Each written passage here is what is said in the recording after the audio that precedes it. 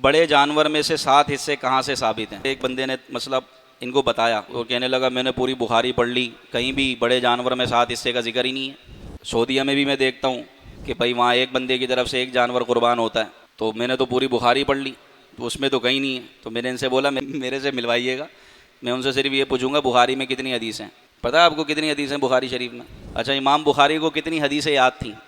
1,00,000 سے زیادہ حدیثیں یاد تھیں امام بخاری کو، صحیح حدیثیں، ضعیف الگ ہے، صحیح حدیثیں 1,00,000 سے زیادہ۔ ان 1,00,000 میں سے جمع کر کے منتخب کر کے 7,000 کم و بیش حدیث آپ نے بخاری شریف میں ذکر کی، تو باقی کہاں ہیں؟ 1,00,000 حدیثیں یاد تھیں امام بخاری کو، ان میں سے 7,000 حدیثیں یا 6,000 حدیثیں تکرار کے ساتھ وہ آپ نے اپنی کتاب بخاری میں ذکر فرمائی۔ باقی دیگر کتابوں میں بھائی امام بخاری کا ایک منہج تھا، ایک اپنا طریقہ تھا، انہوں نے چن چن کے صحیح حدیثوں میں سے، ایسا نہیں ہے جو حدیثیں انہوں نے چھوڑی وہ ضعیف تھیں ساری، 1,00,000 صحیح حدیثیں یاد تھیں ان کو، ان میں سے چن کے آپ نے بخاری میں 7,000 یا 6,000 حدیثیں جمع کی اور امت کو تحفہ پیش کیا۔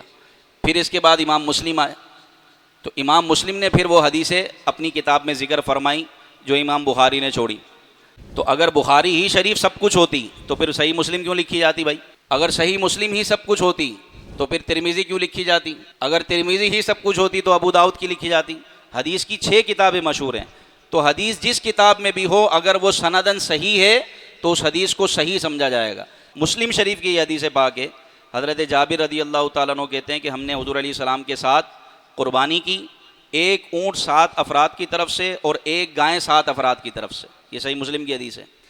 ابن ماجہ کی حدیث ہے، حضرت عائشہ فرماتی ہیں حضور علیہ السلام نے اپنے گھر والوں کی طرف سے ایک گائے کی قربانی کی، تو پتہ چلا کہ بڑے جانور میں 7 حصے ہوتے ہیں اور وہ 7 حصے 7 معین افراد کی طرف سے قربان کیے جاتے ہیں، ہر حصہ جو ہے نا ایک بندے کی طرف سے معین ہوگا، تو اس طرح بڑے جانور میں 7 حصے ہوتے ہیں اور یہ احادیث سے ثابت ہے۔ جو عمرہ کرنے کے لیے جاتے ہیں حلق کرواتے ہیں یعنی ٹنڈ کروا لیتے ہیں، پھر اس کے بعد اگر دوسرا عمرہ کرنا چاہیں تو بال تو ہے نہیں، اب کیا کریں؟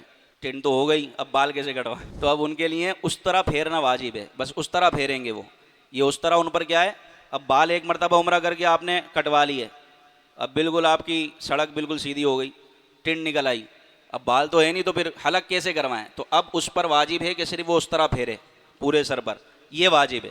اگر اس طرح نہیں پھیرے گا تو پھر بعض صورتوں میں وہ دم لازم آ جائے گا، احرام سے باہر ہی نہیں ہوگا، صرف وہ اس طرح پھیر لے تو اس کا جو ہے واجب ادا ہو جائے گا۔